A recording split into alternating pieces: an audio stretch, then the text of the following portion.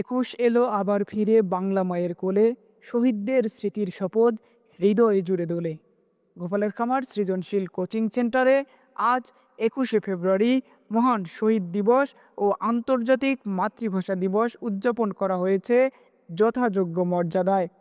দিবসটি উপলক্ষে আয়োজিত হয় প্রভাত ফেরি ও র্যালি, যেখানে শতাধিক শিক্ষার্থী অংশ নেয়। শিক্ষার্থীদের মুখে মুখে ছিল একুশের চেতনার স্লোগান। শহীদ মিনারে ফুল দিয়ে ভাষা শহীদদের প্রতি শ্রদ্ধা নিবেদন করে শিক্ষার্থীরা। এরপর আয়োজন করা হয় আলোচনা সভা, যেখানে শিক্ষকরা ভাষা আন্দোলনের গৌরবময় ইতিহাস তুলে ধরেন। দেশ ভাগ হওয়ার পরেও এই দেশে থেকে যায়। পাকিস্তানি দোসররা আমাদেরকে বিভিন্নভাবে বৈষম্যের শিকার করেছিলেন, বঞ্চিত করেছিলেন। এমনকি আমাদের মাতৃভাষা বাংলার ক্ষেত্রেও আমাদেরকে তারা বঞ্চিত করেছিলেন। ঘোষণা দিয়েছিলেন উর্দুই হবে তৎকালীন নবগঠিত পাকিস্তানের রাষ্ট্রভাষা, কিন্তু বাংলার মানুষ সেদিন সে কথা মেনে নেয়নি, তারা প্রতিবাদ করেছিল। সালাম রফিক বরকত তাদের তাজা প্রাণ রক্ত দিয়ে সেই দিনটিকে 140 ভঙ্গ করে আমার ভাইয়ের রক্তে রাঙ্গানো 21শে ফেব্রুয়ারি তারা শহীদ হয়েছিল। 1999 সালে ইউনেস্কো কর্তৃক এই দিবসটাকে আন্তর্জাতিক মাতৃভাষা দিবস হিসেবে ঘোষণা করা হয়, যার ফলে এখন কিন্তু আজকের এই 21 তারিখ, আজকে যে আমরা যে বাংলাদেশে পালন করতেছি, এটা শুধু নয়, সারা বিশ্বে আজকে এটা পালন হচ্ছে আন্তর্জাতিক মাতৃভাষা দিবস হিসেবে।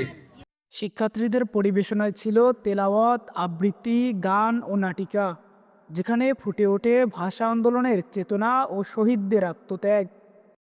ومن الناس من يتخذ من دون الله أندادا يحبونهم।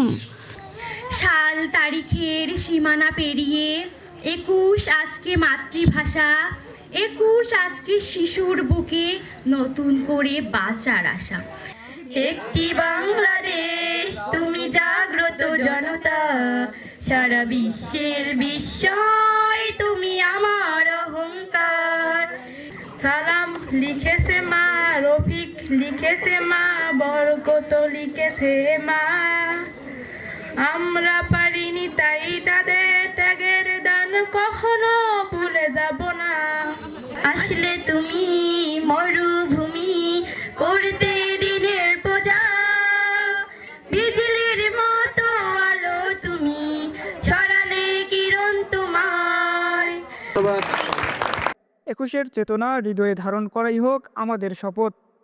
মাতৃভাষার প্রতি গভীর শ্রদ্ধা জানিয়ে শেষ হয় আজকের এই আয়োজন।